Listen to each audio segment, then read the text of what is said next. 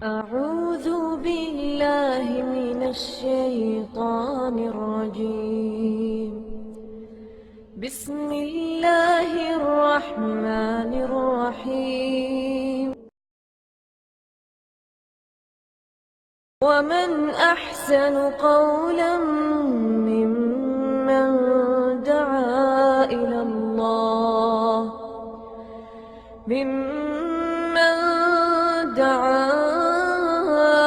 الله وعمل صالحا وقال إنني من المسلمين.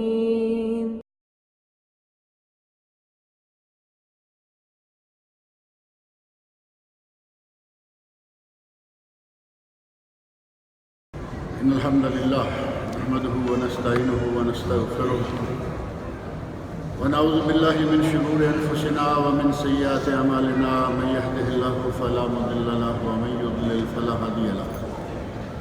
وأشهد أن لا إله إلا الله وحده لا شريك له وأشهد أن محمدا عبده ورسوله. أما بعد فإن خير الحديث كتاب الله وخير الهدي هدي محمد صلى الله عليه وسلم وشر الأمور محدثاتها وكل محدثة بدعة وكل بدعة ضلالة وكل ضلالة في النار.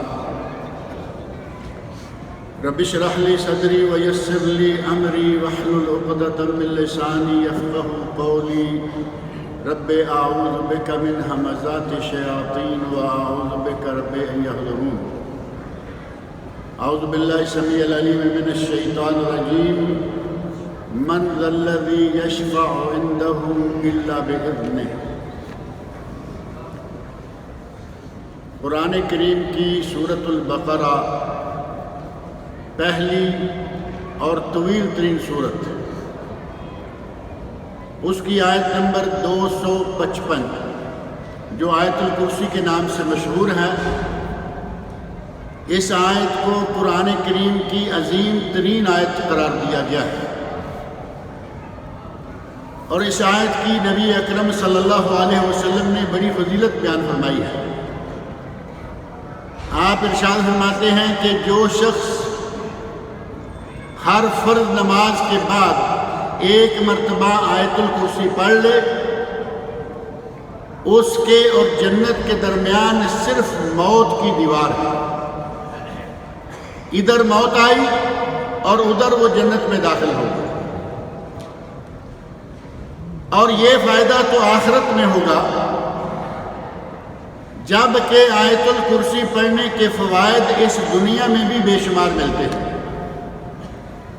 ایک ایک حرف پڑھنے پر 10 نیکیاں،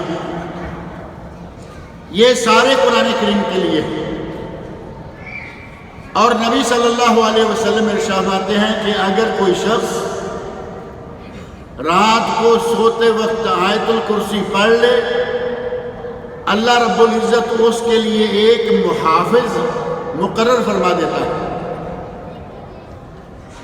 اور جس کے لیے اللہ کی طرف سے مقرر کردہ کوئی محافظ طے ہو جائے، آپ سمجھ سکتے ہیں کہ اس کے گھر میں چوری ہوگی، اس کے گھر میں ڈاکہ ہوگا، چوری، ڈاکہ، آتش زنی، ہر قسم کے خطرات سے اللہ اس بندے کو محفوظ کر دیتا ہے، اور اس کے گھر کو محفوظ کر دیتا ہے، اس کے مال و اسباب کو محفوظ کر دیتا ہے، جو ہر فرض نماز کے بعد اور سوتے وقت آیت الکرسی پڑھ لیتا ہے۔ حضرت ابو ہریرہ رضی اللہ عنہ کا واقعہ بڑا مشہور ہے، صحیح بخاری میں موجود ہے۔ انہیں نبی صلی اللہ علیہ وسلم نے صدقے کی کھجوروں پر محافظ بنایا۔ رات کو سوئے، صبح اٹھے تو دیکھا کہ کھجوروں میں سے کافی ساری کھجوریں کم ہیں، رات کو ہی چوری کر کے لے گیا۔ دوسرے دن بھی ایسا ہی ہوا۔ تیسری رات سوئے تو کہا کہ آج رات میں چور کا پتہ کر کے سوؤں گا۔ رات چور آیا اور انہوں نے پکڑ لیا، چور کو پکڑ لیا، چور منتیں سماجتیں کرنے لگا کہ مجھے چھوڑ دو، اور بالآخر یہ بات طے پائی کہ میں تمہیں ایک نسخہ بتاتا ہوں، اگر تم وہ استعمال کرو گے کبھی تمہارے یہاں چوری نہیں ہوگی۔ حضرت ابو ہریرہ رضی اللہ عنہ جو مصر تھے کہ میں تمہیں نبی صلی اللہ علیہ وسلم کی عدالت میں لے کے جاؤں گا، حضرت ابو ہریرہ رضی اللہ تعالی عنہ جو کہ مسلسل مصر تھے کہ میں تمہیں نبی صلی اللہ علیہ وسلم کی عدالت میں لے کے جاؤں گا، جب اسے یہ کہا گیا، انہیں یہ کہا گیا کہ تمہیں ایک نسخہ بتاتے ہیں، وہ نسخہ اگر اپناؤ گے چوری کبھی نہیں ہوگی، کہا کہ چلیے چوری نسخہ بتائیے، میں آپ کو یہیں چھوڑ دیتا ہوں۔ اس چور نے نسخہ بتایا کہ سوتے وقت آیت الکرسی پڑھ لیا کرو، تمہاری کبھی چوری نہیں ہوگی، اور انہوں نے اسے چھوڑ دیا۔ صبح نبی اکرم صلی اللہ علیہ وسلم کی خدمت میں حاضر ہوئے تو نبی اکرم صلی اللہ علیہ وسلم نے مسکراتے ہوئے پوچھا کہ تمہارے چور نے رات کیا کیا؟ حضرت ابو ہریرہ رضی اللہ عنہ نے سارا واقعہ بیان فرمایا اور جو نسخہ بیان کیا وہ بھی بتایا کہ آیت الکرسی پڑھنے کے عوض میں، اس نسخہ کے عوض میں نے اسے چھوڑا۔ تو نبی اکرم صلی اللہ علیہ وسلم نے ارشاد فرمایا لقد صدقک وہو کذوب، اس نے جو بات تمہیں یہ بتائی ہے یہ بالکل صحیح ہے، لیکن وہ بہت بڑا جھوٹا ہے، وہ شیطان تھا۔ نبی صلی اللہ علیہ وسلم فرماتے ہیں کہ وہ شیطان تھا، اور شیطان سے بڑا جھوٹا اور کون ہوگا؟ لیکن فرمایا کہ جو بات تمہیں بتا کے گیا ہے، جو نسخہ بتا کے گیا ہے، یہ نسخہ بالکل صحیح ہے، اس میں وہ سچا ہے۔ آیت الکرسی کی بہت ہی زیادہ فضیلت ہے، آدمی کے لیے گویا کہ اللہ رب العزت ایک محافظ مقرر کر دیتے ہیں، تمہیں خطرہ نہیں، تمہارے مال و متاع کو، تمہارے گھر بار کو، تمہارے اہل و عیال کو کسی قسم کا کوئی خطرہ نہیں رہے۔ اور اسی آیت الکرسی میں ایک بہت بڑا مسئلہ جو صرف چند لفظوں میں آ گیا، وہ لفظ میں نے پڑھے ہیں، من ذا الذی یشفع عندہ الا باذنہ، سارے پڑھتے ہیں نا ہر نماز کے بعد۔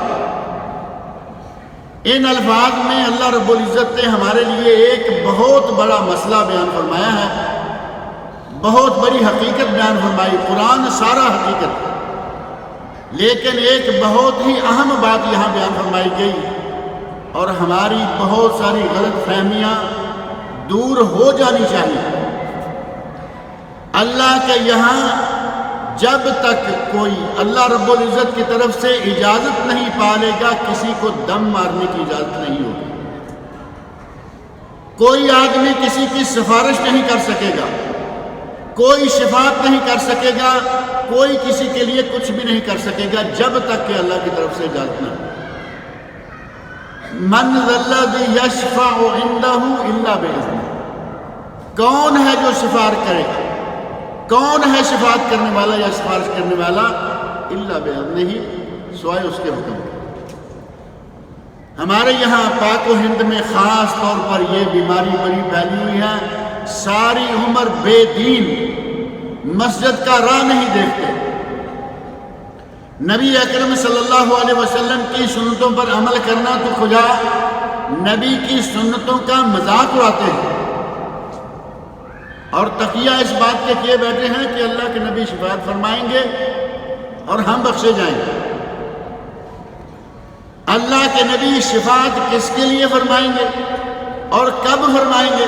کب کا جواب تو آ گیا، الا باذنہ، جب تک اللہ اجازت نہیں دے گا یہ سفارش نہیں ہوگی۔ اور یہ سفارش کس کے لیے ہوگی؟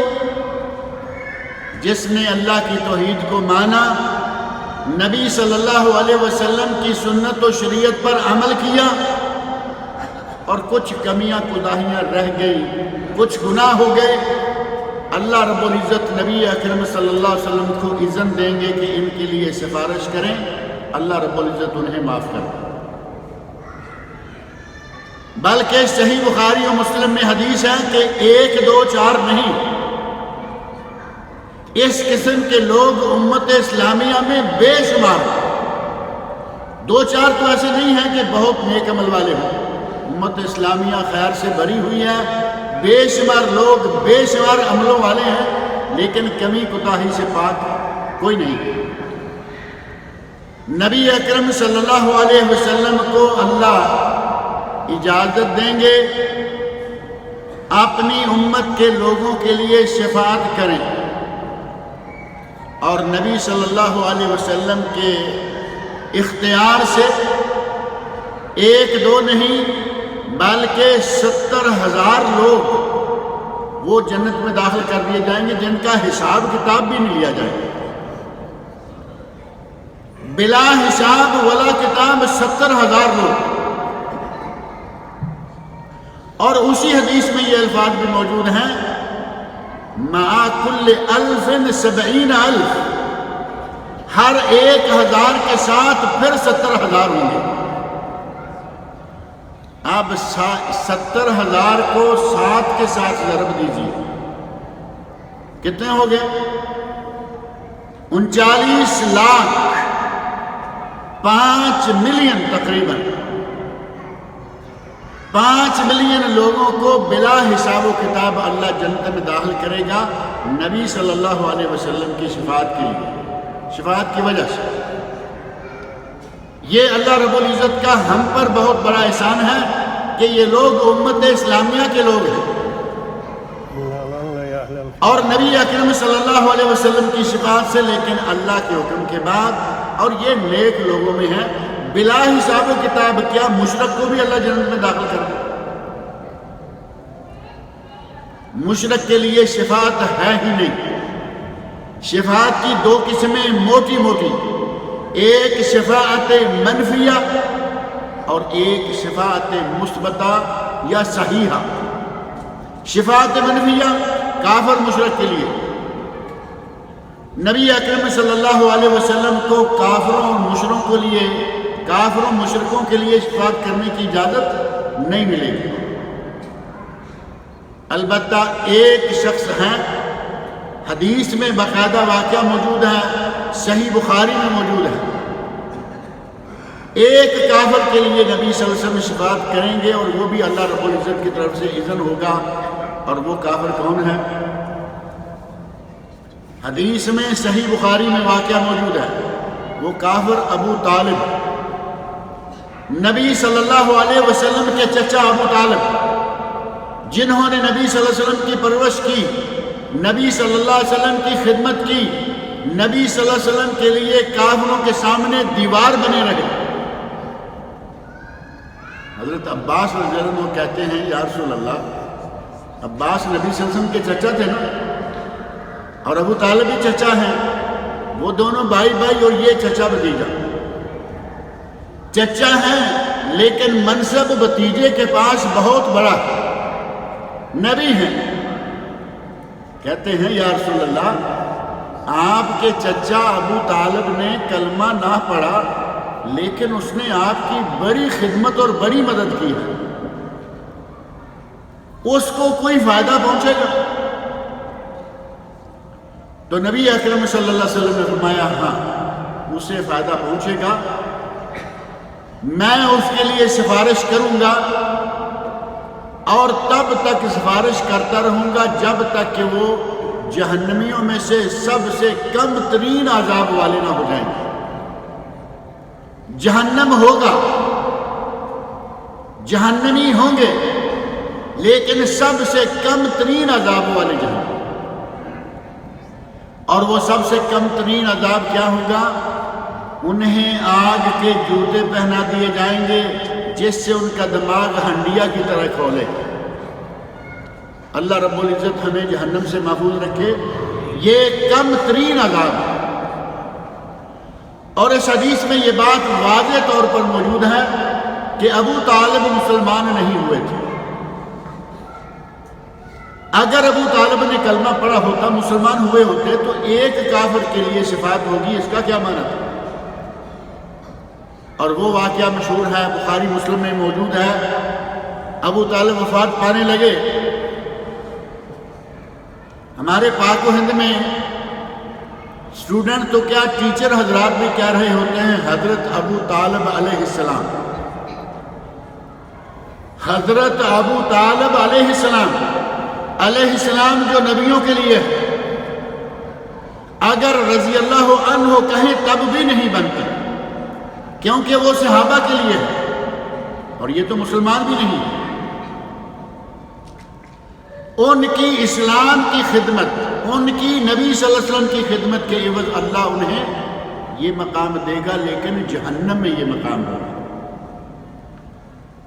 ان کی موت قریب آ گئی، نزع کا عالم ہے، نبی صلی اللہ علیہ وسلم پاس موجود ہیں،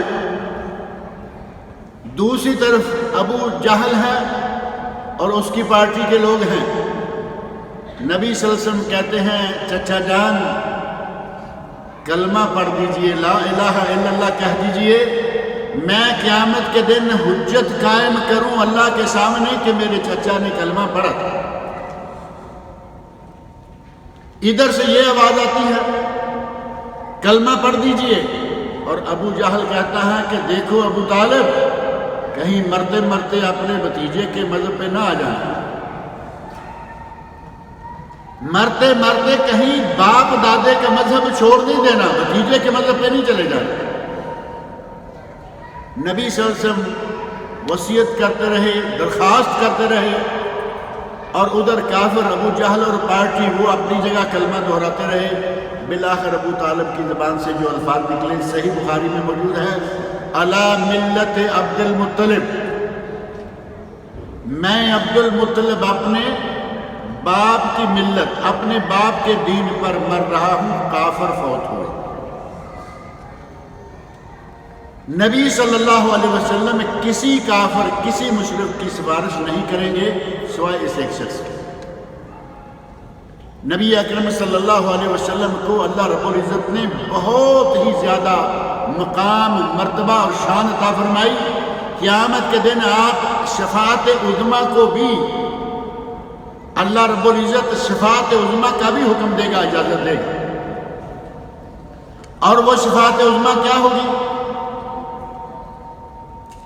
عرصہ محشر ہے، لوگ پریشان حال ہیں، ہول ناکیاں ہیں، اور پیاس لگ رہی ہے، پینے کے لیے پانی کوئی نہیں ہے، پانی ہے تو صرف ایک جگہ،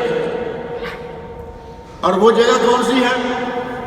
حوض کوثر، معروف جگہ۔ حوض کوثر اتنا بڑا حوض جس پہ آب خوروں کی تعداد اتنی ہوگی جتنے آسمان کے ستارے، پیالے گلاس آسمان کے ستاروں کی تعداد کے برابر، بہت بڑا حوض، لیکن وہاں سے پانی بھی ہر کسی کو نصیب نہیں ہوگا۔ جس نے ایک مرتبہ پانی پی لیا 50,000 سال اس کو دوبارہ پیاس نہیں لگے، اتنا مبارک پانی، لیکن ہر کسی کی قسمت میں نہیں ہوگا۔ ایک کاروان، ایک قافلہ، کچھ لوگ جماعت آ رہی ہے، شکل سے وہ مسلمان، شکل سے وہ پرہیزگار، دیندار نظر آتے ہیں۔ نبی صلی اللہ علیہ وسلم انہیں دیکھ کے خوش ہو رہے ہیں کہ میرے لوگ آ رہے ہیں۔ جب وہ قریب آئیں گے اللہ رب العزت کے حکم سے ان کے اور نبی صلی اللہ علیہ وسلم کے درمیان دیوار کھڑی کر دی جائے گی۔ نبی اکرم صلی اللہ علیہ وسلم پوچھیں گے کہ یہ کیا ہوا میری امت کے لوگ؟ اللہ کی طرف سے جواب آئے گا، اے میرے نبی یہ تیری امت کے لوگ ہیں، اِنَّكَ لَا تَدْرِي مَاذَا أَحْدَثُ بَعْدَكَ، تو نہیں جانتا کہ ان لوگوں نے تیرے بعد تیرے دین کا کیا حلیہ بگاڑا تھا، تیرے دین میں بدعات ایجاد کر کے انہوں نے دین کی شکل بدل دی۔ داڑیاں ہیں، شکل سے مسلمان ہیں، لیکن تیرے دین کو خراب کرنے والے یہی لوگ ہیں، یہ اس پانی کے مستحق نہیں۔ نبی صلی اللہ علیہ وسلم یہ نہیں کہیں گے کہ یا اللہ شکل کے اچھے ہیں، یا اللہ دیندار لگتے ہیں، آنے دو۔ جیسے ہی سنیں گے اِنَّكَ لَا تَدْرِي مَاذَا أَحْدَثُ بَعْدَكَ، آپ فرمائیں گے سحقاً سحقاً، یہ دفع ہو جائیں، یہ دور ہو جائیں۔ نبی صلی اللہ علیہ وسلم کی شفاعت دور کی بات ہے، مغفرت کی شفاعت کہاں، پانی کا گھونٹ نہیں دیں گے جب تک اللہ رب العزت کی طرف سے اجازت نہیں آئی۔ اور ہم نبی صلی اللہ علیہ وسلم جو ساری کائنات کے اعلیٰ ترین انسان، پوری دنیا، پوری بنی نوع انسان کے اشرف ترین شخص، ہم ان کی بات کرتے ہیں۔ اللہ انہیں بغیر اجازت کسی کی شفاعت نہیں کرنے دے گا، اور ہم تو قبر قبر، مزار مزار، دربار دربار پہ جا کے یہ کام کرتے پھر۔ قبروں والوں سے مانگا جا رہا ہے یا نہیں؟ قبروں پہ سجدے کیے جاتے ہیں، قبروں والوں سے امداد طلب کی جاتی ہے، قبروں والوں سے شفاعت طلب کی جاتی ہے۔ قبر والا شفاعت اب کیا کرے؟ قبر والا اس وقت ایسے مقام پر پہنچ چکا ہے کہ اس نے کسی کے لیے کیا کرنا ہے، اسے ہماری ضرورت ہے۔ مرنے سے پہلے ہی قبر والے کو ہماری ضرورت شروع ہو جاتی ہے یا نہیں؟ آپ ذرا تھوڑا سا پیچھے دیکھیں، قبر سے پہلے کا واقعہ۔ ایک آدمی انتہائی پارسا ہے، انتہائی نیک ہے، کوئی شک نہیں ہے کہ وہ بڑا ہی عابد و زاہد انسان ہے۔ مرض الموت شروع ہوئی، بیمار ہو گیا، چارپائی سے اٹھ کے باتھ روم تک نہیں جا سکتا، اس کے بول و براز کا انتظام اس کے گھر والے کر رہے ہیں، اس کے کپڑے اتار دیے گئے، اسے گھر والوں نے نہلایا، چارپائی پہ کفن میں لپیٹ کے ڈالا گیا، اور اسے 4 لوگوں نے کندھے پہ اٹھا کے قبرستان تک پہنچایا، قبر میں اتارا، مٹی ڈال دی۔ تھوڑی دیر پہلے یہ بے بس انسان اب اتنا بڑا طاقتور ہو گیا، زمین کے نیچے جاتے ہی اس نے پوری دنیا کے مسائل حل کرنا شروع کر دیا۔ تعجب والی بات نہیں ہے؟ تھوڑی دیر پہلے ہمارے کندھوں پر، تھوڑی دیر پہلے ہمارا محتاج، اب ساری دنیا کے لیے وہ مشکل کشا ہو جائے۔ قبر والے ہمارے محتاج ہو گئے۔ کس طرح؟ نبی اکرم صلی اللہ علیہ وسلم کا ارشاد ہے، اذا مات ابن آدم انقطع عنہ عملہ الا من 3۔ جب بنی آدم، جب انسان، جب کوئی شخص فوت ہو جاتا ہے، اس کے عمل کا سلسلہ منقطع ہو جاتا ہے، الا من 3۔ 3 چیزوں کا فائدہ اسے پہنچتا رہتا ہے، اور وہ 3 چیزیں کون سی ہیں؟ صدقۃ جاریہ، کوئی ایسا کام کر کے گیا کہ وہ کام باقی ہے اور اس کو ثواب پہنچ رہا ہے۔ یہی مسجد لے لیں، دور نہ جائیں۔ مسجد بنانے والا یا جس کے خرچے پر مسجد بنی ہے فوت ہو چکا ہے یا نہیں؟ کنگ فہد گرینڈ ماسک، جامع خادم الحرمین شریفین، خادم الحرمین شریفین کو فوت ہوئے عرصہ ہوا، لوگ جمعہ پڑھتے ہیں، یہاں 5 وقت کی نمازیں پڑھتے ہیں، ثواب انشاءاللہ جا رہا ہے یا نہیں؟ یہ ہے صدقہ جاریہ۔ یہ مسجد ہو یا چاہے کوئی بھی مسجد ہو، مدرسہ دینیہ ہے، مدرسے میں کمرہ بنا دیا، مدرسے میں ٹیوب ویل لگا دیا، مدرسے میں لائٹ لگا دی، 4 ریال کا خرچ، جب تک لائٹ جلے گی بچے پڑھیں گے، ثواب ملتا رہے گا۔ نبی اکرم صلی اللہ علیہ وسلم مرنے کے بعد عمل منقطع سوائے اس کے کہ وہ کوئی صدقہ جاریہ کر گیا ہو۔ دوسری بات، علم ينتفع به، کوئی علم اپنے پیچھے چھوڑ گیا، کسی کو قرآن حفظ کرا دیا، جب تک وہ قرآن پڑھے گا اس کو ثواب ہوتا رہے گا۔ اس نے آگے کسی کو کرا دیا، آگے کرا دیا، پہلے کو ثواب پہنچتا رہے گا، ایک مسلسل سلسلہ قائم ہو جائے گا۔ کسی کو دین کا علم سکھلا دیا، اساتذہ کرام کا اللہ رب العزت نے بڑا اکرام کیا، جب تک دنیا میں شاگرد رہیں گے تب تک ان کو ثواب پہنچتا رہے گا۔ کسی نے کتاب لکھ دی، جب تک وہ دنیا میں کتاب پڑھی جاتی رہے گی، لوگ فائدہ اٹھاتے رہیں گے، اس کو ثواب پہنچتا رہے گا۔ آپ خطبات میں خطبات جمعہ میں، درسوں میں، مجلسوں میں بار بار سنتے ہیں امام بخاری، امام مسلم، امام ابو داود، امام ترمذی، امام نسائی، امام ابن ماجہ، امام مالک، احمد بن حنبل، بار بار یہ باتیں سنی جاتی ہیں ان کی کتابوں کے حوالے سے۔ اللہ رب العزت ان کو اجر و ثواب پہنچا رہا ہے، کیونکہ ان کی کتابوں سے علم دنیا میں پھیلتا ہی چلا جا رہا ہے۔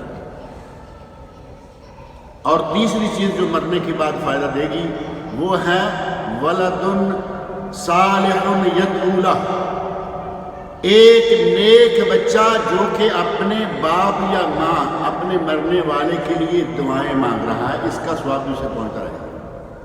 اب مرنے والے کو ہماری ضرورت ہوئی یا وہ ہماری ضرورتیں پوری کرے گا؟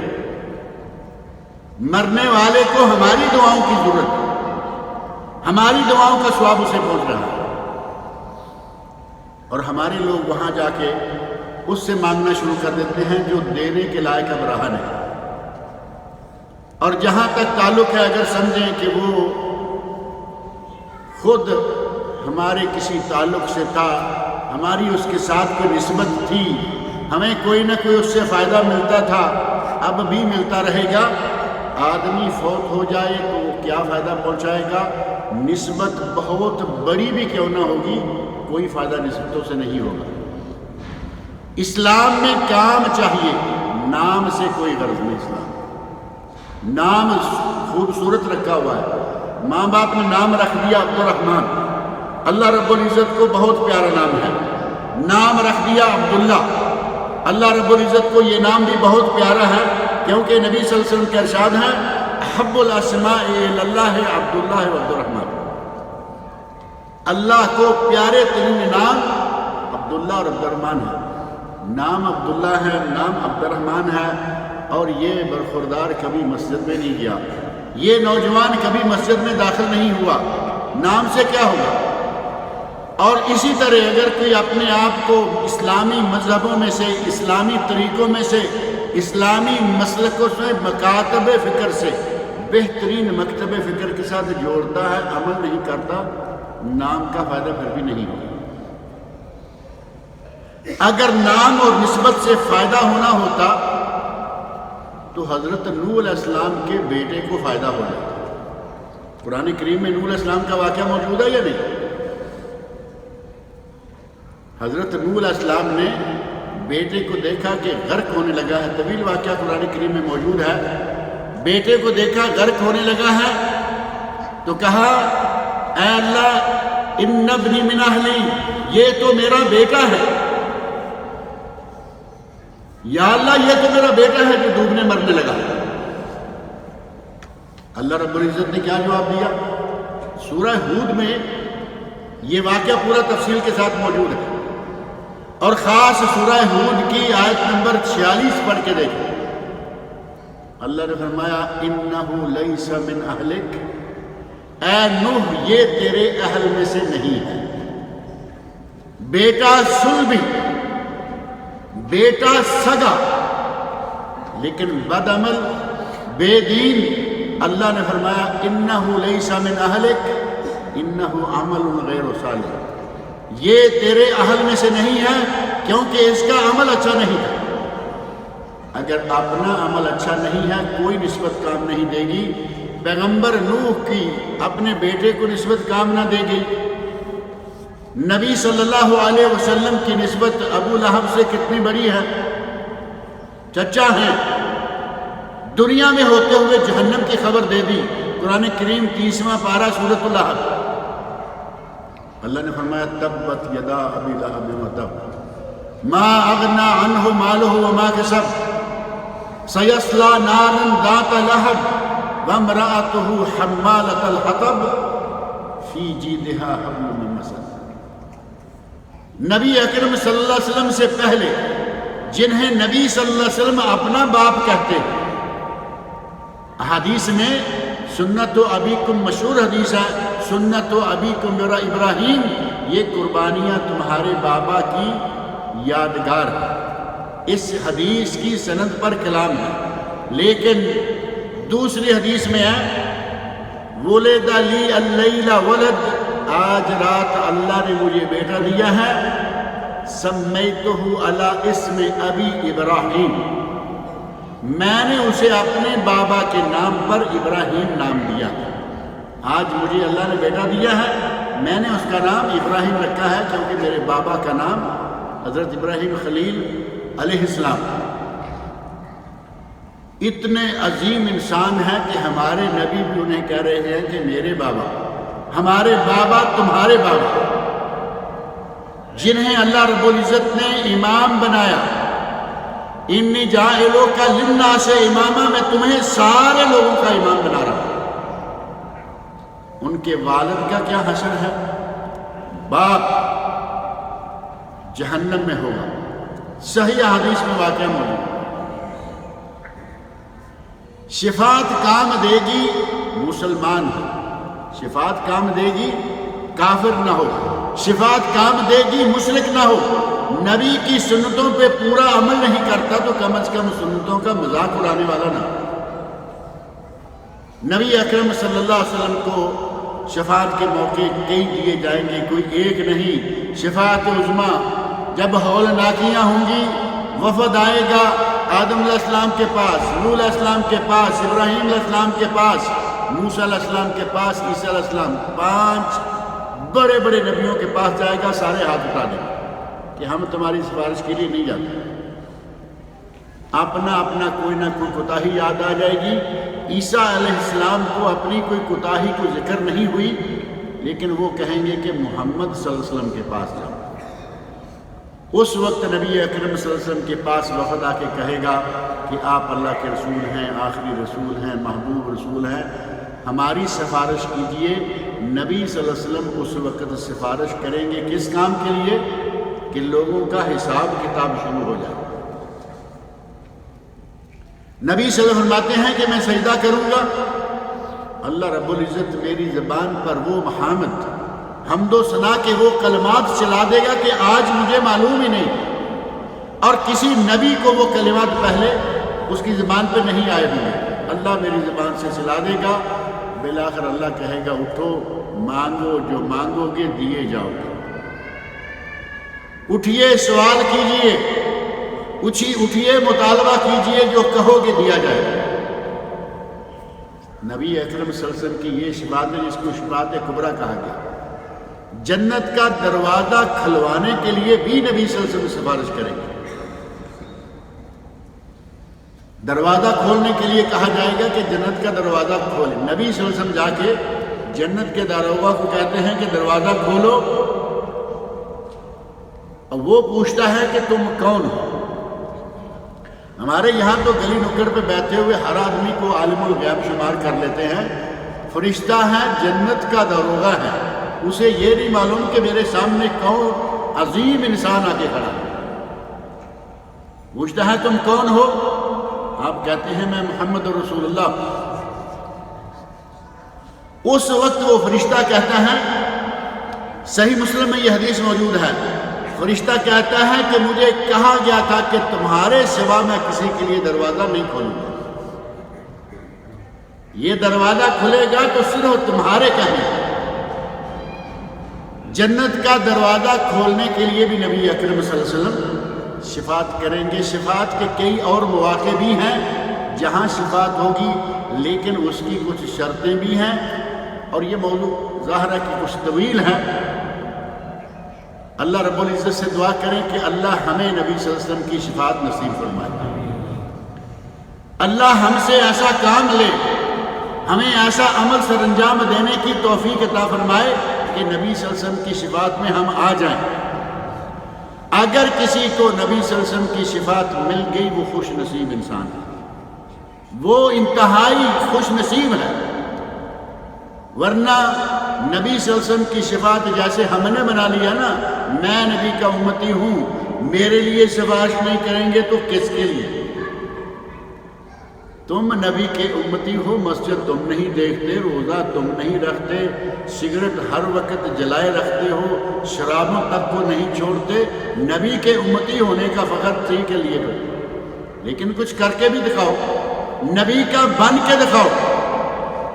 تم نبی کا بن کے دکھاؤ، اللہ نبی کو اجازت دے گا کہ وہ ہماری سفارش کریں۔ اللہ رب العزت سے دعا ہے کہ ہمیں نبی صلی اللہ علیہ وسلم کی شفاعت نصیب ہو جائے.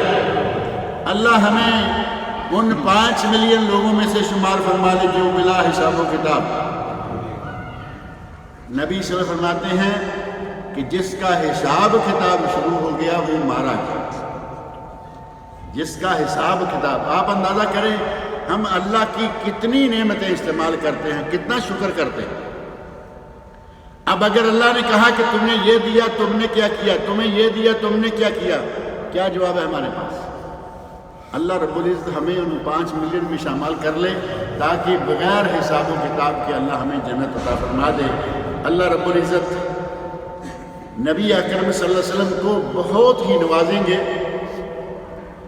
اس عظیم صفات کے ساتھ ساتھ ہی اس حدیث میں یہ بھی ہے کہ 5 ملین یہ گئے، 70,000 اور ہر 1000 کے ساتھ پھر 70,000، یعنی 70,000 ضرب 70،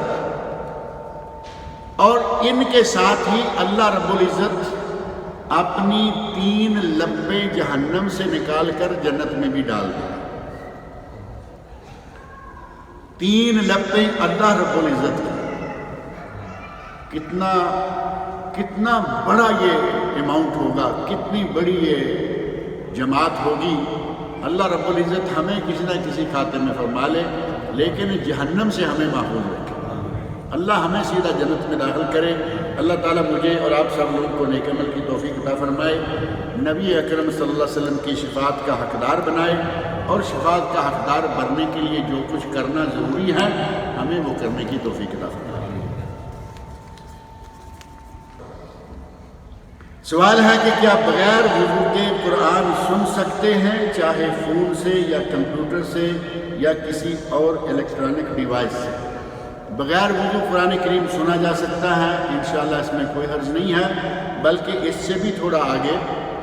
اگرچہ علماء کا اس میں بہت اختلاف ہے کہ بغیر وضو قرآن پڑھا جا سکتا ہے یا نہیں، اختلاف ہے یقیناً، لیکن اس میں بھی صحیح ترین بات یہ ہے کہ بوقت ضرورت بلا وضو قرآن پڑھا جا سکتا ہے. بوقت ضرورت یعنی افضل تو یہی ہے کہ آپ باوضو ہو کر پڑھیں، لیکن کبھی قرآن پڑھنے کو جی چاہ رہا ہے اور وضو کرنے کو جی نہیں چاہتا، پڑھ کوئی حرج نہیں. اور بوقت ضرورت کی ایک شکل یہ بھی ہے، آپ اپنے آفس میں بیٹھے ہوئے ہیں، کوئی آدمی سوال کرتا ہے، آپ اس کا جواب دے رہے ہیں، کوئی غیر مسلم سوال کر رہا ہے، مسلمان سوال کر رہا ہے، آپ جواب دے رہے ہیں، آپ کو قرآن کی آیت معلوم ہے کہاں ہے، اب آپ اسے دکھانا چاہتے ہیں. اگر آپ کہتے ہیں کہ تم بیٹھو میں وضو کر کے آتا ہوں، پھر آ کے کھولتا ہوں دکھاتا ہوں، اس کے پاس اتنا وقت نہیں ہے، اس وقت وہ کھلا ہوا ہے، اس کا دل کچھ سننے کو کچھ دیکھنے کو چاہ رہا ہے، شاید قرآن کی آیت دیکھے مانے مسلمان ہو جائے، بہت بڑا کام ہو جائے. اب وضو کر کے جا کے آ کے اتنے میں وہ آدمی چلا گیا، یہ ضرورت ہے یا نہیں کہ فوری طور پر آپ قرآن کریم کھولیں؟ کم از کم مسلمان اپنے ہاتھ تو ہر وقت پاک رکھتا ہے نا، پتہ ہے کہ کب کچھ کھانے کے لیے شروع ہو جائے ہم، کیونکہ کھانے کے لیے تو ہم ہر وقت شروع ہوتے رہتے ہیں، کھاتے اور پیتے ہمارا سارا دن نکلتا ہے. ہاتھ پاک ہیں اور مومن ویسے ہی پاک ہیں. حضرت ابو ہریرہ رضی اللہ عنہ کا واقعہ مشہور ہے، وہ کہتے ہیں کہ میں جنابت سے تھا، راستے میں گزرتے ہوئے نبی صلی اللہ علیہ وسلم سامنے آئے، آپ نے سلام کیا، میں کھسک گیا، میں ہاتھ نہیں ملایا، جواب نہیں دیا، جا کے غسل کر کے پلٹ کے واپس آ کے کہا وعلیکم السلام ورحمۃ اللہ وبرکاتہ. نبی صلی اللہ علیہ وسلم ابو ہریرہ کیا ہوا، کہاں کھسک گئے تھے؟ کہا یا رسول اللہ میں جنابت سے تھا اور مجھے اچھا نہیں لگا کہ میں آپ کے پاس رکوں. فرمایا سبحان اللہ، ان المومن لا ینجس، اے ابو ہریرہ مومن کبھی بھی نجس نہیں ہوتا، مومن کبھی بھی نجس نہیں ہوتا.